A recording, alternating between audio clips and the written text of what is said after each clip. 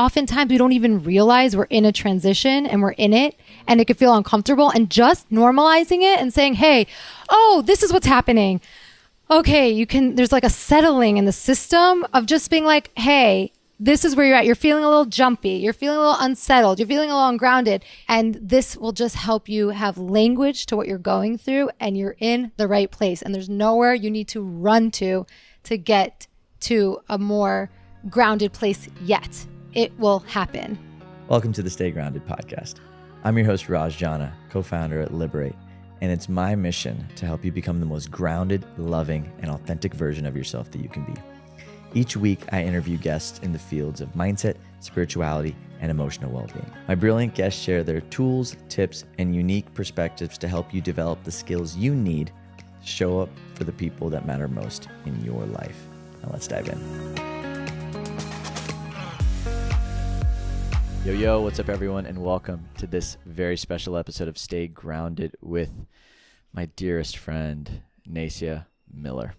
So Nasya is a transition clarity coach and somebody that I trust dearly on this topic of transitions, just because of what I've seen her navigate over the last several years and what I know she's supporting people in navigating in her work. I get a lot of messages on Instagram and, questions and things that people ask. And one of the most common things the themes that I notice is none of us really know how to transition well. We don't know how to go from point A to point B when a relationship ends, or when we leave a job, or when we take a chance on life. Like, we don't really know how to be inside of the chaos, the confusion, the grief, the layers of uncertainty with grace. And we're not really taught how to use these opportunities as moments to transform who we are into who we want to be. And that's ultimately what we talk about on this week's episode. How do we transition well? What are the tips and tactics and strategies to really be inside of these periods with confidence, so you can turn these gifts into, or these challenging moments into treasures, into insight, into principles that can guide your life? We get really vulnerable about different things that we're both navigating and how we're both learning through these crisis points. And I've had several transitions over the years, whether it's in career or relationship, and all of them have been so beautiful. And so when we can learn, and I've learned, the messy way of how to transition. So when we can have support like that's offered on this podcast, it goes a really long way. So if you're navigating a transition, you're going to get a lot out of this conversation. If you haven't navigated a transition in a while, this conversation will prepare you for your next one. I promise you, we're all going to be experiencing some level of change in our lives. And so having tips and tactics and support to do that is a beautiful thing. So enjoy this conversation. I love you guys. And without further ado, here is my dearest friend, Nasya Miller. Enjoy. Nace, hi. So happy to be here. Yeah, we're here. We're doing it. It's like 3 seasons now, and we finally made this happen, which is really sweet. And I just love you as a human being, and I'm so grateful that we get to do this, because this is like my favorite thing to do with people. And so the fact that I get to have a chance to peek into your world and to talk about a topic that is just so, I feel, prevalent in society right now. Like, I know more people moving through life transitions right now than ever before, whether it's a relationship transition, whether it's a career transition, whether it's thinking about making a change in life. It's like there's something about the air right now that's inspiring a lot of courage in people to choose themselves, courage in people to have hard conversations, courage in people to like have clarity. And so I'm really curious if you can even like just start the conversation by defining what a transition is, because I know you work with people in such intimate ways around navigating transition spaces. And so like before we even dive in, I'd love to just hear your definition of what you believe a transition is and what these periods can be for individuals. Yeah, so I like to think about transitions as the period of time between where you are and where you want to go. And it's the space that, this is a term that I now use regularly, but people might not know it, but the liminal space. It's the space between. And oftentimes that space between is not a really comfortable place to be because you're not here and you're not there. And it's edgy. It's like you're right at the edge of a cliff and there's somewhere that you want to jump. There's somewhere that you want to get to next, but you're not there. And so, but you're still not at the other place that you were anymore. And so that's how I like to think about transitions. And I like to think about it in metaphors also because it helps kind of embody that feeling of like when you're at the edge of a cliff, how do you feel? And actually, for some people, I'm curious what your edge behavior is, because for some people, they're like, let's go. I'm ready to jump. Like, I'm there. For some people, they like want to know that they're going to land, you know, or so there's a lot of different ways that people cross that edge. Well, I think for me, that edge has shifted over the years. Like I remembered when I left my corporate job for the first time, you know, I started dabbling in entrepreneurship almost 3 years before I actually left my job. And in fact, I remembered like finally making money from my side hustle, and I stayed in my job for a whole year until I actually had the courage to leave. Yeah. And like that was where my nervous system was at. Right. Like I needed the safety, the security. I needed to button up all my I's and cross my T's. Right. And then over the years, like that time period has shortened. Like I feel like my capacity has increased, my resilience has increased, my trust in uncertainty, my trust in myself, my trust in God. Yeah. All of these pieces have sort of integrated deeper. So now I can be more like I get an intuitive hit and I can run in that direction, or I feel something in my heart and I'm more open to like taking a chance on life without having the blanket out to catch me, and trusting that if I jump off the cliff, there will be wings that sprout. But it's taken me a long time to really get to that place because the edge is so uncomfortable. And for me, it's been a period of like learning how to be in the emotional discomfort, which is why I like to think of emotional resilience as like that kind of baseline skill that has helped me navigate my transitions. Like how much discomfort can I hold? And the more I can, the more, not effective, but the more graceful I can transition. Yeah. You know, it's so funny. I heard this recently as I was moving through a big transition that like one door closes and then you're in the hallway before the other door opens, right? That's another metaphor of this. And I remember feeling like, all right, I closed the door and I was like, ready, let's go. I'm ready for it. I'm ready for the next door. I'm good. I'm good in this in-between space. Only until a certain extent. I almost had a certain quota of like waiting. I'll be fine in the hallway.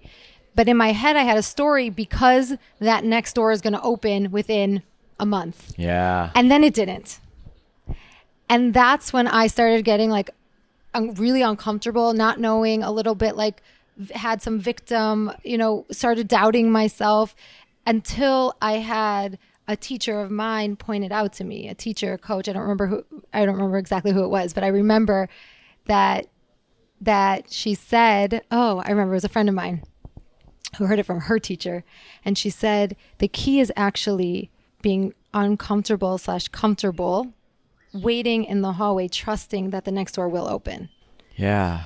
And as soon as as soon as I had that metaphor, I could put myself in it knowing there is another door and I don't yet know. But once I had a language and like a normalization of this is what's happening, my nervous system was then able to actually stay in that in-between place without knowing when the next thing was going to happen. Yeah. And it's interesting, like, because as you're speaking, I'm like recognizing like I have to be careful about when I'm in the in-between space, not to just go through any door that opens up because I'm so uncomfortable.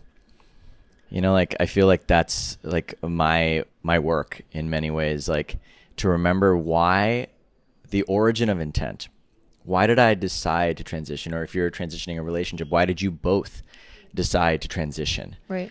And like to be going down this path and then like stay rooted in that knowing. And so then anytime there's an uncomfortable piece that shows up, there's like a door. Like if you stay rooted in the knowing, then you can be more aware as those doors are opening and kind of have like a compass to navigate it. But I think that's where the edge is, right? Like the edge you were speaking about before is when you're at a door, like being able to sit in the deep knowing of like, oh, this is the door that I was waiting for, or this is a door that's just something that's going to create comfort. Right. And it's going to take me actually back to the space that I don't want to be. And I think that's where there's growth. Yes. And that's where I've found these transition points to be so valuable, because the more you can wait for the right doors and the more you can trust yourself to hold the discomfort, the more you're actually evolving as a result of the transition. Yeah. Yeah. You know, I was thinking about it as I was thinking about our conversation today. I was like, okay, here we are in this human experience. And part of this human experience is that there are transitions happening all the time. Now we're talking about these big moments, but also think about the sun sets. We move from day to night. You wake up in the morning and you were sleeping and now you're awake. There's transitions happening after lunch. What do you do to then get back into workflow, right? There's like small moments that are happening all the time that I talk to people about to help them create rituals and awareness, because some people do get uncomfortable even in those small moments because we're shifting. And I was thinking, okay, this happens. And obviously I've been coaching this for years, but it came to me a little differently today when I was thinking about our conversation. What is this doing here? And how is this actually a gift? Instead of something that we just need to figure out how to get through, let's problem solve it. Let's gamify it. Let me hire someone to help me get through it because it's uncomfortable, because we don't want to suffer. A lot of times people suffer in transitions, and we're not supposed to do transitions alone. We are not supposed to. That's just plain and simple. Yeah. And we're not supposed to suffer, right? So it's this really interesting point where we often then reach out for help just to get out of the pain or get out of the suffering, when in reality, instead of it just being to get out of the pain, how can it be actually a totally different frame of, this is a gift. This is an opportunity. This is here for me, not just to get through. Totally.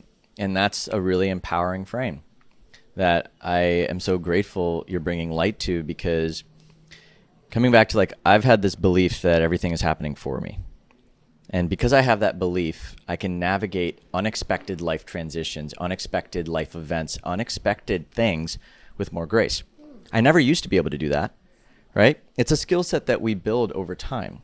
And I think this is really important to name, because if you're somewhere, if you're listening and you're in a transition and you're in a lot of suffering and you're not able to zoom out and see the beauty of this yet, all that means is that you haven't actually gotten to a point where the gift can be revealed. Yeah. But the gift is revealed by being in the experience and reaching out for help. Yeah. I'm so glad you brought that up. Like, you know, I feel like over the years, I've gotten more and more comfortable letting myself be seen by my community and my friends, and like really letting people know when I'm having a hard time, and really letting myself be held by my brothers and my sisters and my family. And there's something really healing about allowing yourself to actually receive the gifts from people in your life because we're all moving through transitions at different points in time, and we're all moving through different types of transitions.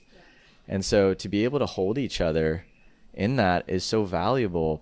And to be reminded that of these principles. It's like, hey, you may not see the silver lining yet, but I promise you it's coming. Right.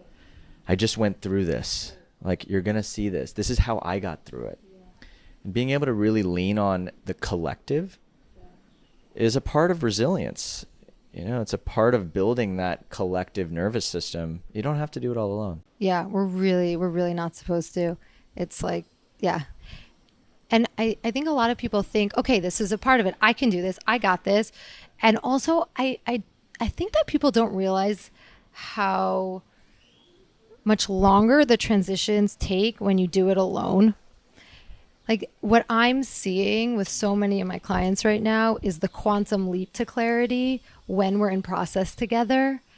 That like the acceleration that they've been looping on certain things, and then when we come together, number one, I'm a strong mirror, I'm a container to hold. So suddenly you can be grounded in the safety of this space that doesn't feel grounding because you haven't reached the landing yet. Right? So it's just like, okay.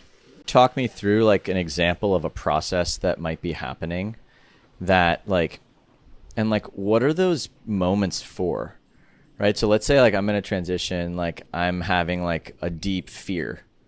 Like when you say a process, are you saying like like it's an opportunity to go into that fear and like understand it, get the juice from it, get the insight from it, and then kind of like escape out of that pain body into a more empowered state of being. Is that what you're speaking to when you say a process? Yeah. Yes. I would say that that's not it's not exactly where I start in the process, but we definitely go there. That's the goal. The goal is to, when you have a crunchy moment, instead of like numbing, instead of running, instead of just coping, using support Yes. as an opportunity to be with the experience that's there, and examining what your emotions are teaching you, what your fears are teaching you, what your beliefs are that are underneath it all, and leaning into those critical moments inside of that transition period, because that's when it's almost like it's like the soil is richest.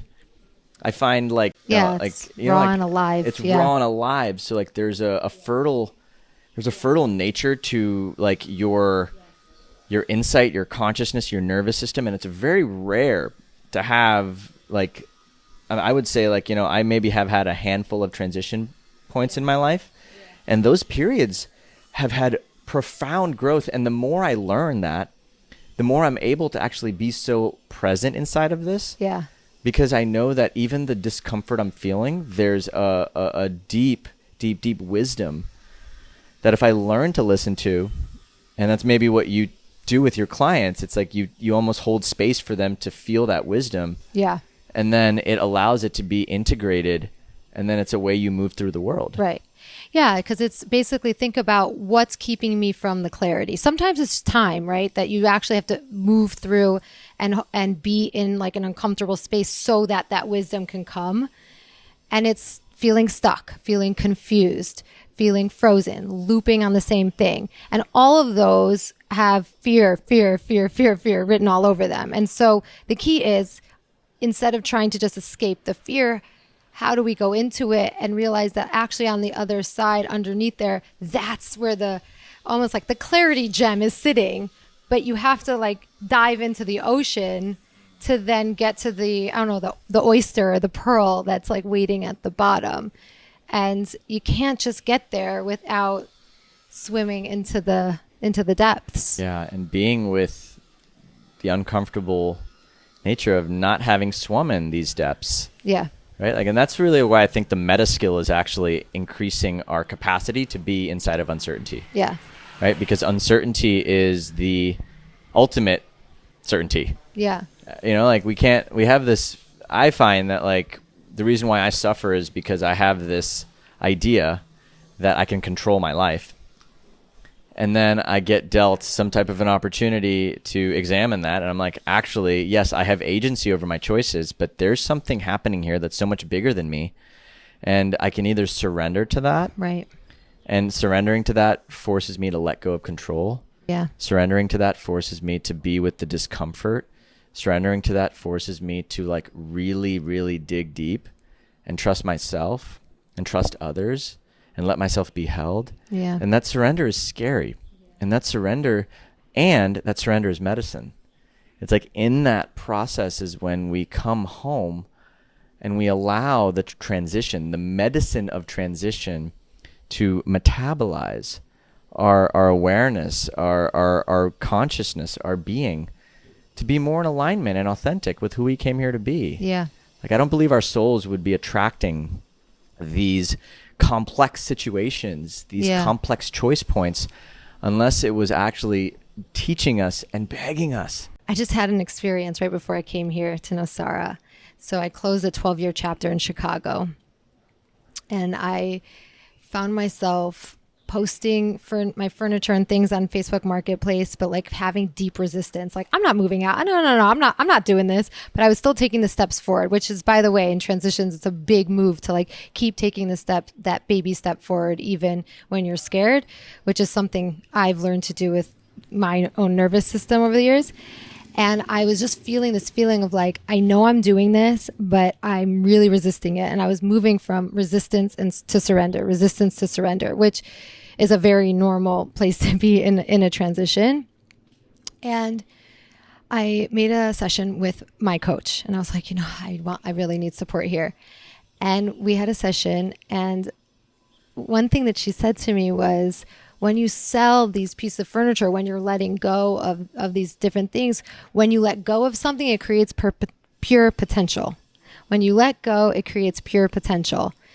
And then it's like, okay, now what could happen next?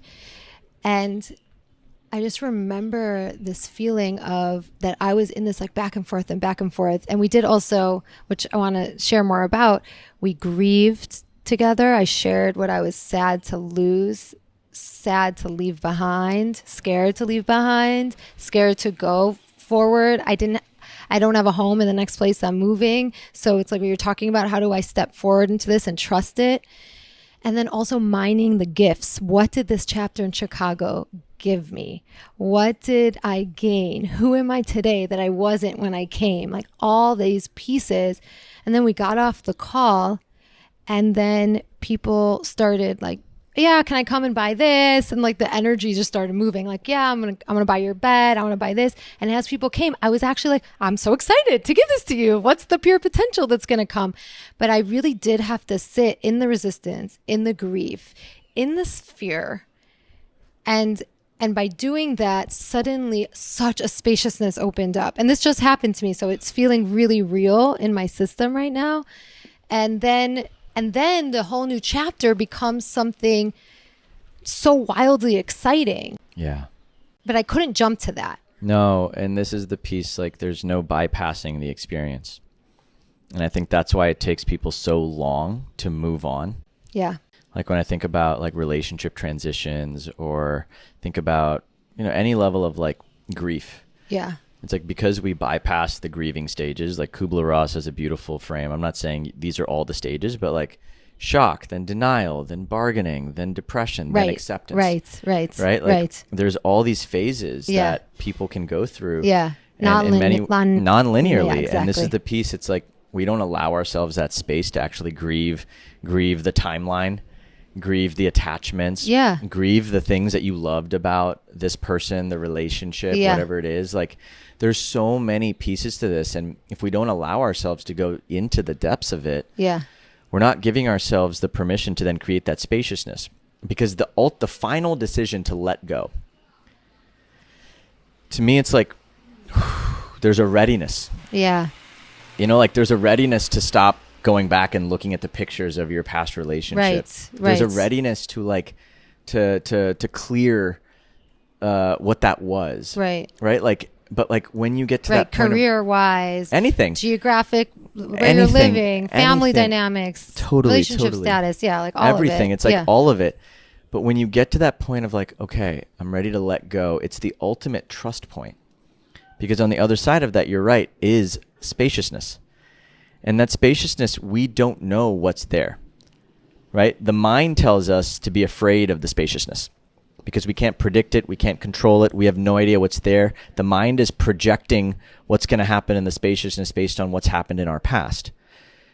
But when we can choose a different frame, a more empowering frame of like, what if this was clearing all the gunk, all the patterns, all the fears, everything that's in my system, so that I can be alive in a new timeline, in a new reality, with a new set of circumstances.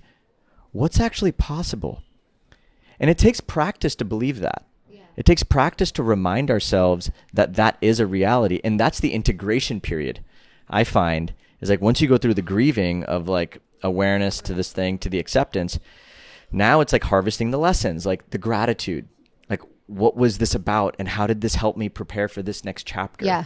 How do I want to show up in the spaciousness? Like, that period of integration is so important because it's like, and I think most people don't take the time to lean into the grieving process, but then the integration process. Yeah. I mean, take the time, don't know how. All of it. Scared to actually hear what's there, which is why when we ask for support, we can, there's also accountability. Oh yeah. Yeah. So many people come to me and they say like, now I'm accountable for the things I say I want.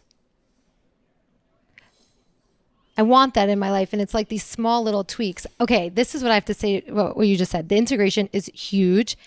And I think that the piece that people miss the most is when we started looping, that feeling when you're like, how did I get back to the same pattern? How did I get back to the same situation?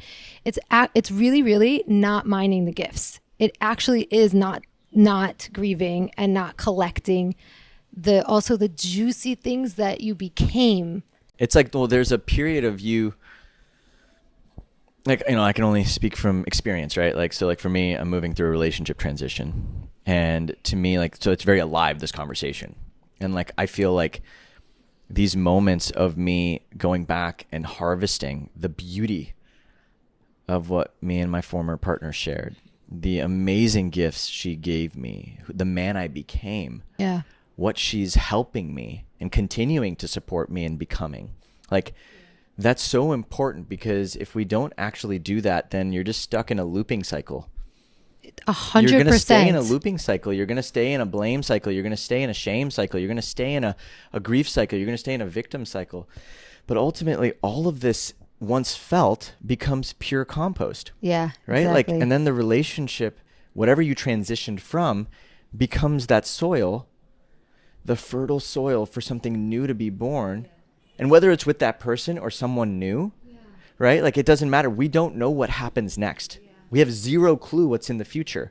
What we do know is that this was and is fertile soil for a new seed of possibility. And that possibility is exciting. It's so exciting. Right. And like, so I can even feel the joy in that, right? Like, you can come into a state of pure potential. Yeah, like my body is like moving, like I can't. Right. It's like an excitement. And that to me is what's worth cultivating. And it's worth doing this work to get there. And I've, been through a handful of transitions in my life, whether it's death, relationship, career, and all of it has been the same. Like, they're all the same frameworks. Like, do you have a framework that you can maybe give people of like, okay, let's say I'm starting a transition. Give me like a timeline of like stage 1, stage 2, stage 3. Like, what's like a process that people can like have so they know where they are in the journey? I remember you talking about this before. So I'd love to kind of paint. I was also thinking about, I actually want to like just go a little bit deeper into that moment of what you shared. And I would love to hear, because I think this is a point where it's really helpful to have somebody to see you and to hold you, and like, what's something you're going to miss? Whew. If you're open to going there. What am I going to miss about my former relationship with Natalie? Yeah, and it could be being in a relationship, or it could be in that specific one. Yeah, I'm going to miss being seen in such intimate ways by my former beloved. Like, there was a very unique way that she saw me. Right? And everyone sees each other in different ways. And the way that her gift of sight for me was unique. And yes, we'll be friends, but there's a depth of intimacy that you share with your partner that you don't share with a friend. And I'm going to miss that. Yeah. And I've had a process of grieving that and like really feeling the depths of it, because it is, it still is one of my most treasured, when I think back to our relationship. Like, that was a gift that she gave me, was being able to see who I am, see who I'm becoming, see where I've come from, and see through in such a soul deep way. And that's a gift that I got to experience with one of the most incredible women I've had the pleasure of being with. And so that is something I'm going to miss. Yeah. Thank you for asking that. I actually haven't had a chance to like be in that. Yeah. I want to take it to the next level, right? So like, now that you've shared the grief of it, and obviously like if we were doing a session together, we would sit in it a little bit longer. Well, it's what's beautiful. I've been grieving this, right? So I can actually share this with a lot of like joy and I share it more from a space of gratitude, having shared that and having had a chance to experience something so beautiful. It's like, I'm so grateful because it imprinted a depth of being seen. Like, okay. So now can we mine it as a gift? Are you open to that? Okay. So the missing is the way that she saw you, right? And having that experience. And so I'm curious, your experience of that, what's actually the gift that came out of that you get to take with you forward into your next relationship? Oh, the most beautiful thing is that I know it's possible. Like, I know it's possible. I mean, there was a point in my life where I felt so unseen in my relationships, so uncelebrated. And now I've done so much of my inner work that I attracted a partner that was able to see me so deeply in a way that I couldn't see myself. That to me was the gift. And it's like, it's reminded me that I'm like a powerful being, and all this work I'm doing on myself is a beautiful thing. Yeah, you just said, actually, you said more than one thing. You said that the gift from the thing that you're grieving, that is sad, and it's never going to be that again, right? So there is a lot to grieve in that. What I shared with Natalie is one, it's like, that is our unique song. It's a tree that we grew together, and that's over there, and that's that tree, right? It's a beautiful tree. And what's coming next will be a new seed. Right. And it'll be a new seed of possibility, whether it's with her or another human being. Totally. So the gift that you mined, I heard two different gifts. I heard one is that you know it's possible. So you're taking that forward. But I also heard, and tell me if I got this wrong, that you now see yourself differently, or there's a new capacity in the way that you can see yourself. Yes. Okay. Those are huge. Yeah. No, that's what I mean. Like, I feel so unbelievably grateful. And this is, I've been on this deep journey. Like, we transitioned a few months ago. And so, like, I've been really quiet about this because I've been really moving through my process. Yeah. And really grieving and really holding these things intimately to my heart. Yeah. And now I finally feel like I'm getting to a place where I've moved through the composting period, and now I can get into a space of deep gratitude and deep, like, honoring and deep cherishing and deep celebration and deep, like, knowing and deep trust. And from that space, it's a beautiful thing to speak these things out loud, because they're cementing in a truth. I think about that as like the neuroplasticity of our brain, the way that we can create new neural pathways, that there's like these processes that we can move through, that our brains can literally create new behaviors, new habits, new neural pathways. I kind of think of the transition time as this malleable time that offers that opportunity. So now you're like creating a new neural pathway for how you see yourself and what's newly possible in your next relationship. Totally. Well, this is the period of neuroplasticity, and for those of you who don't know what neuroplasticity is, it's the window after you have some level of it could be an altering experience, right? So it could either be through like a type of therapy, like a big insight. It could be a period where you had psychedelics. It could be, and a period, a breath, or when you were told you had a cancer diagnosis. It could be a moment where you got a shocking piece of news. These periods where it like blows open your capacity, those windows are very imprintable. So like you have an opportunity to transform patterns that normally would have had a very strong hold. Like, you're going down the same ski slope over and over and over again. Well, this is an opportunity to be like, oh, whoa, like I can go down a different slope. Right. And so I find these periods to be really rich, which is why I'm very intentional inside of these transition spaces. Like, I'm not going on dates. Like, I'm not like, it's like these periods are so important to like hold the gold. And like, or even like with careers, like I know a lot of friends who have big exits, and like people that want to go from, okay, I've sold my company, now I'm ready to go do the next thing. Yeah.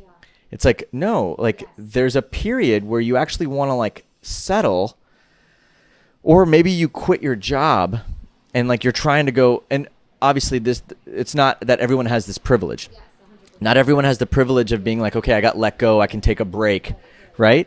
So this is a period of like, but in these moments of transition, it's really valuable to have a reflection practice. Yeah. To have a practice where you're, paying attention and asking yourself questions and using this time frame, if you can, as an opportunity to rewrite a pattern or rewrite a story or rewrite a timeline to be more in alignment with who you came here to be. Yeah.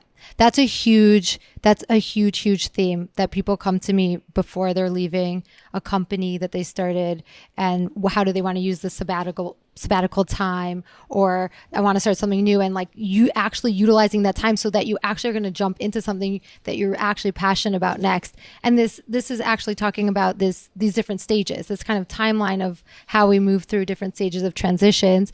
I think it's just really important to share this because oftentimes we don't even realize we're in a transition and we're in it, and it can feel uncomfortable, and just normalizing it and saying, hey, oh, this is what's happening.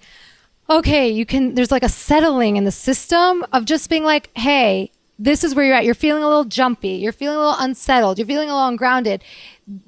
I'll share what those stages are. And you can even, if you're listening to this, you can ask yourself, oh yeah, I'm feeling some of those things. I'm feeling a little off.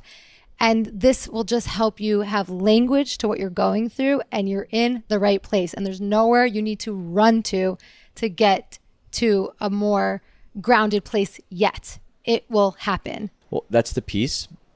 That's where you're building your trust muscle. Your trust muscle is built in the moments where you don't want to trust. And when you can... So true. Right. And when you can practice the awareness, when you know that to be true, and you practice trusting in those moments where you want to fall back into an old pattern, right, when you want to go and numb, when you want to go and cope, like you are literally sending a signal to the universe, to yourself, that everything is going to be okay. And you're imprinting that so deep in your psyche that you actually transform as a human being. And the more you do that in these periods of neuroplasticity, the more resilient you become.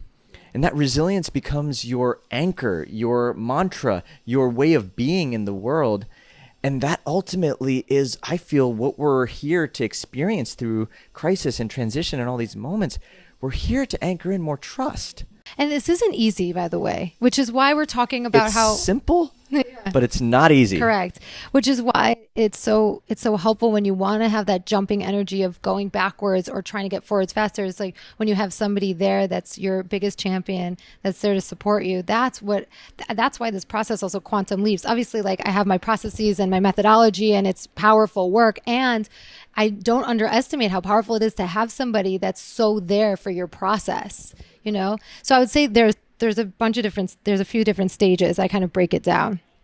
And we're in a place where there's water. I like to use this water metaphor, but there's the on the horizon stage, which is when and this is oftentimes people don't realize they're in a transition here, which is, should I? Or I want something different, but I don't know what. Something's not quite right, but I'm not sure what it is. And oftentimes people don't even realize that that's when it can start kind of getting kind of uncomfortable on the horizon place. And then, and I'm sure you can even think about it in your relationship when you were at each of these stages. And sometimes they move linearly, but not always. And oftentimes they can flip and flop a little bit. So then the second stage we have on the horizon. And then the second stage is when you're approaching the shoreline. It's the like about to happen. I'm about to leave my job. I'm about to break up with that person. I'm about to move, right? Whatever that about to stage is. And often people really want support in that stage to be like, I want to leave it powerfully. I want to leave it feeling like I really gave it my all. Right. And that's oftentimes like, how do I do that? How do I leave it powerfully? And then what's the next place right after that? And often it's really powerful. People want to really think about, okay, how do I want the first 2 or 3 months of my sabbatical time to be? Or what support will I need right post this breakup, knowing it's going to happen? So you're kind of setting yourself up for success, knowing that it's going to be happening. Yeah. And sometimes you don't have that luxury. Right. And when you don't have that luxury, what I find to be really helpful is to actually give yourself grace. Or like, let's say somebody breaks up with you. Oh, yeah. Right. So let's say it's like the opposite. Well, that's the next stage. Right. So it's like, because it's like, yes, it's beautiful to have this knowing that you're going to transition. For sure. Right. And when you're in that period, it almost feels like you can control some of the experience. Yeah. Right. Like you can control, you can grieve, you can process. But then when it's the other side where you don't know you're about to get laid off, or when you don't know that you're about to get broken up with, it's like when it comes in as somewhat like a shock, that now is where I kind of see going into like the Kubler-Ross stages of like, okay, like 100%. You're going to be like, you're going to be in a period of shock and denial for a bit. And so like, what type of support do you need in those moments? Right. Totally. Like, but just accept that it's going to be that way for a bit. You're going to be ungrounded. You're going to feel unsettled. You're going to be grasping. You're going to try and figure things out. Like, and so can you actually, in that moment, either ask the person, the employer, if they're letting you go, that like, hey, this is how I'm going to be feeling in these moments. Like, can we negotiate this type of a transition out? Or maybe with a former partner, be like, hey, like, this was really unexpected for me. And this is like what I was feeling. And this is like what the next month looks like. And this is what I was planning for. Like, can we make this more of an exhale as opposed to like cutting off? Like, this is where there's self-advocacy. And in these moments, like, know that you can ask for these things in transition. Like, this is like a part of navigating these moments, like on both sides. Like, you can have agency and control and power. You just have to give yourself the permission 100% to have that clarity. And from that space, you'd be surprised the types of solutions that you can create. You can get so creative, and you can really feel the generosity and the beauty and the care of other people when you show up with that depth of vulnerability, like strong spine, knowing who you be, but then coming forward with an open, vulnerable heart. And that's part of the healing too, to be seen and to know that you're in this journey, and to know that grieving is going to be a process, and trust that you're going to actually get through it. Right? And so you can make this as graceful as you'd like without it needing to be chaos. I also want to say that it can totally be chaos. So after that, Totally. It can totally be chaos. I mean, I know this. And it's so messy, but there's like grace in the messy, not that it needs to be graceful. Because I would say that on the horizon, then you have approaching the shoreline, and then you have like arriving on new land. So there's new terrain. You've arrived on, and that can often feel like, okay, where am I? What am I doing? And that's why I say sometimes it's not linear, because then when you're in that kind of new terrain and you're not sure how to handle it, you can go back to like, hold on, wait, how do I want to do this? And that's when you can like kind of then design it in an empowered way, or go ask someone that's moving through it with you and be empowered and ask for that support. But that new terrain space is chaotic and is messy. It's not, oftentimes it's really not clean, and it's not supposed to be. And that's part of it, is like, be sad, be angry, and be in all those uncomfortable feelings. That's the way that we can that's liberation. Get to it. Yeah. Right? Like, to me, it's not bypassing the experience, it's being super present with it. Right? And that's where the gifts are in the treasures are in the triggers, right? Like, there's so much gold in these moments, but we have to allow ourselves to be present. We have to allow ourselves the spaciousness to be messy. Right. And then there's, well, and this is the gift, right? It's like, and this is why community is so important. This is why support is so important, because it's hard to do this when you forget. And it's really painful also. Gosh, it's so painful, and pain, but to your point where we started this conversation, pain doesn't have to be suffering, right? You can have the experience, the feeling, without going into the story about what this feeling means about you. Right. So like, you can be in sadness, right? Without it needing to mean you have to do anything about it. Like, it's just an experience to have. You can be in anger, you can be in confusion. Yeah. And I'm really noticing that, like, underneath every single emotion I don't want to feel is an ocean of love that I really want to feel. But the way to actually access that ocean of love is to let go and to allow myself to be in the swimming. Because let's say I give it like 90 seconds of just being in the swimming, and like I cry, I release, I do something in that 90 seconds. Almost every single time I arrive at a space of grounded compassion and peace and trust. And I can feel the song of truth in my heart. I can feel a song. It feels safe.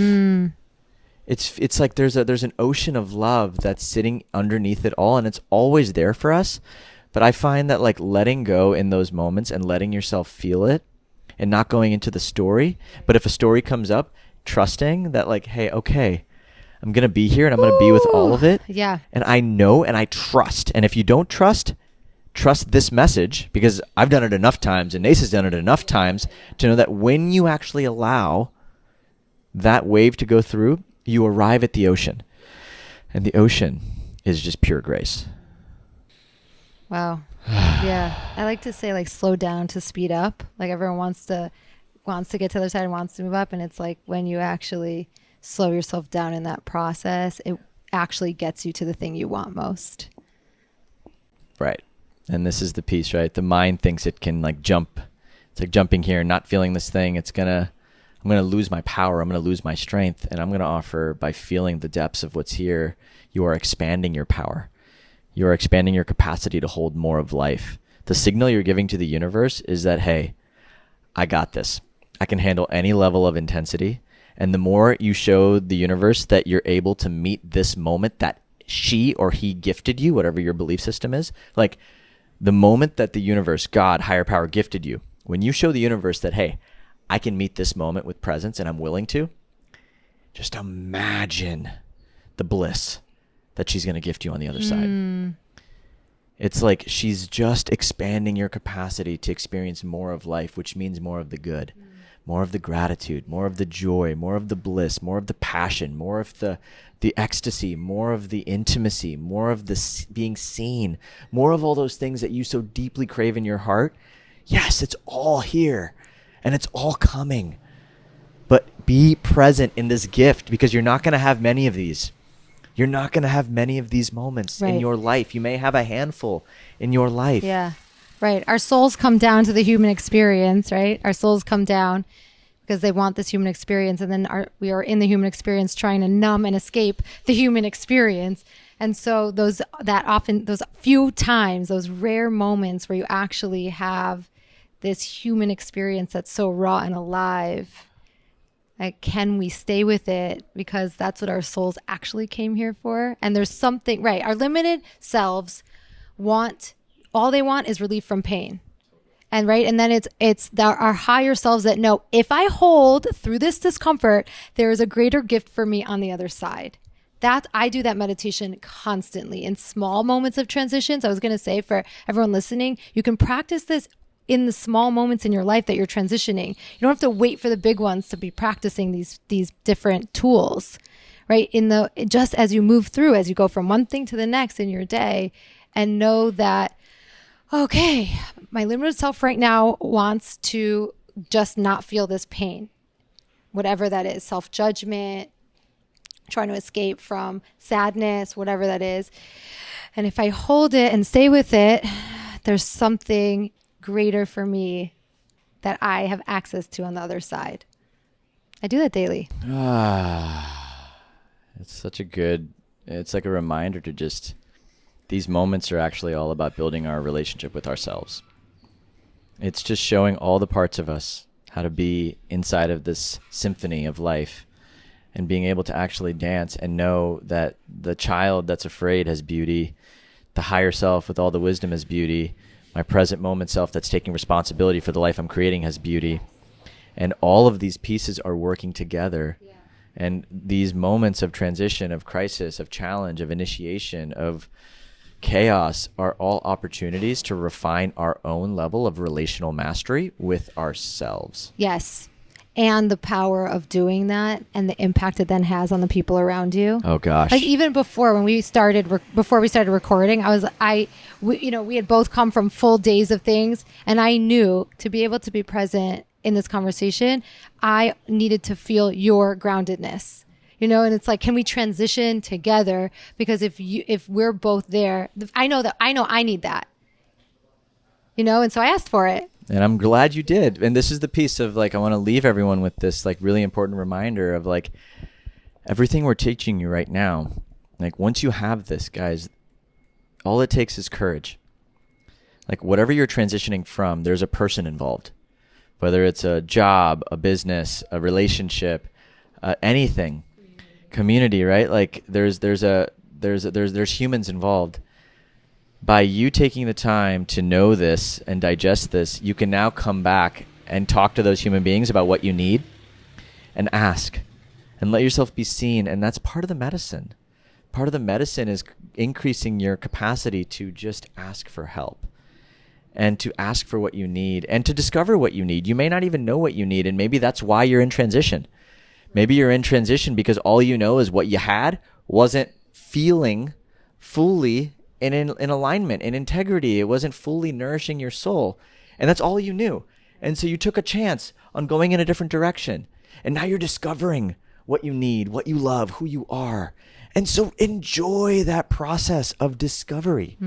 And in that, learn and ultimately have the courage to ask for help and name your needs and be seen inside of your mess. Because the more we allow ourselves to be seen in our mess, the deeper and richer and more meaningful our lives get. Yeah.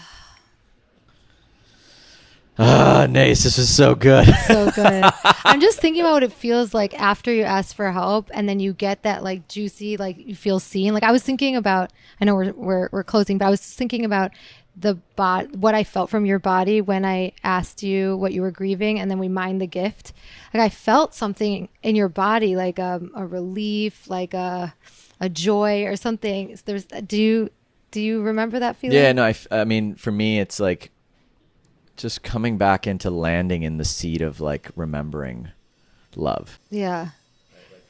And mirroring it, hearing it, feeling it from someone saying it to you, knowing that gem, then you just like feeling so much more connected to yourself. It's just more To at everything, peace. to yourself, to the new relationship that's being formed, whatever that is, to the future potential of possibility, to life, to God, to the feeling in your body. Like these, I really feel like the more we can keep our hearts open and just be inside of the depths of what's here, the more we expand our capacity to just feel more of our own love. Yeah. And that to me is a gift. So thank you to all of the transitions I've had. They've all been profound teachers. They've all taught me more about myself than any other personal development experience, any other life experience. It's like these transitions are the greatest teachers. And I'm so grateful there's coaches like you in the world, because I've never actually heard of a transition coach or someone who specializes in transition. So when you told me that, I was like, holy crap, like, yeah, like it's the most important thing, because having somebody to help you navigate these moments is so important. And I see you doing it with such like grace and awareness and structure, and based on all the experience you've gathered over the years, like it's so brilliant. And in this conversation, I feel so seen actually in the way that you describe all the stages. And it's like, I'm just really grateful that you're doing the work you're doing in the world, Nace. And like, I'm so excited for more of this and for you to help so many people. I'd love for you to speak a little bit about your work. And if anybody listening is moving through a transition and if they want to reach out, how would they do that? And how can they get involved with anything your gift and your dharma in the world? Yeah. Thank you so much. I'm so happy you felt so seen. Yeah. It's just like, no, I feel like, yeah, I haven't really talked about my relationship transition much. I've been so in my own process and holding it near and dear to my heart. And It's been such an intimate experience with her. And like, we've been holding that, but just having an opportunity to just reflect the beauty of her and how incredible she is and the light that she brings and the light that she is in the world just felt like a real gift. So I really appreciate the opportunity to have done that in such an organic way. It wasn't something I was expecting, to be honest. That's awesome. Cool. Yeah. Yeah. So I'm certified as an organization and relationship systems coach. So I work with tons of leaders and the dynamics of their systems. So what I've learned through that process is so many people, I do group work and I do one-on-one. And through all my one-on-one work, I saw this theme of people coming to me for transitions. So I created this transition clarity coaching, this intensive that's 2 months, that's 60 days. And it takes people through a process that really guides people into exactly the process that we talked about, all the different steps that we talked about. And people come to me at different stages of those transitions. And wideopenspaces.co, you can book a 15-minute connection call just chat 15 minutes, just to see if it's the right fit, if you're at a stage where you want to be doing this. And yeah, really excited. Honestly, it's just why I feel so pumped about this is because I see what happens for people when, especially like leaders, entrepreneurs, founders, and that's where I really discovered that people are needing this high up at the top. Obviously you can be at any stage in your life, at any place, but I was just noticing people feeling lonely going through these transitions And obviously you don't have to be an entrepreneur or founder to be lonely going through a transition. But I was just seeing this theme, and also it just was a superpower that came out of me. And I was like, oh, I gotta crystallize this and really support people in this. And I personally struggled with change from a very, very young age. So I've also, not just in the science piece of learning the techniques and all of it and creating it for myself, but it's something that I personally know so intimately. Yeah. I call myself like a recovering turbulent transitioner.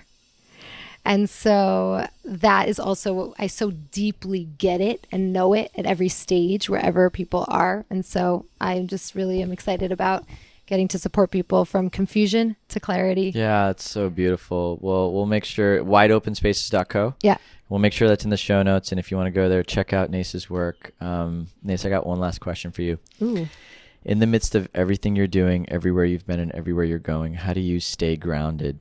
And what's one thing you've done consistently over time that's helped you become a more grounded human being? So many things. After I broke up with a fiance, so I was engaged 10 years ago, I started a gratitude practice with my friend Emily, and we email each other 3 things we're grateful for every morning. And What? We've been doing it for 10 years. Wow. Yeah.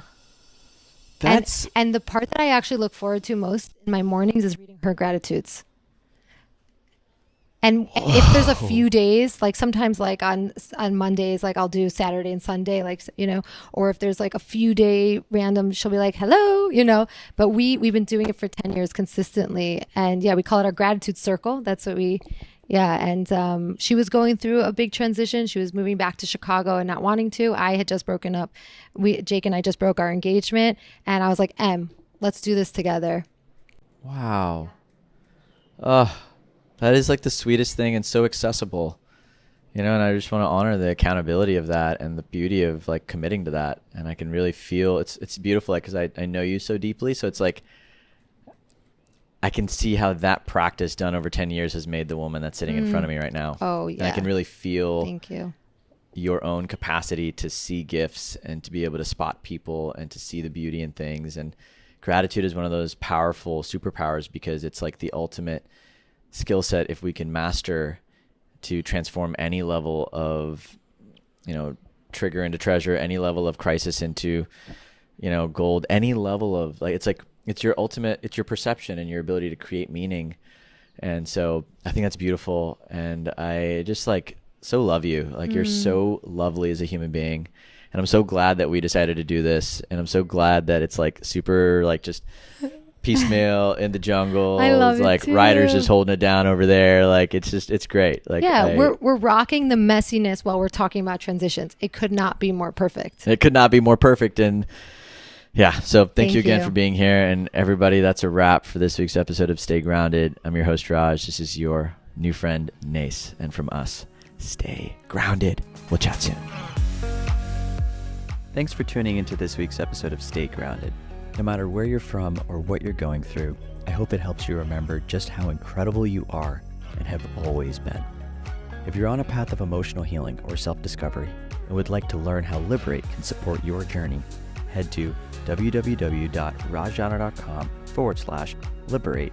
That is LIBER8 to learn more about our current group programs and one-on-one offerings. I love you guys, and I'll see you next week.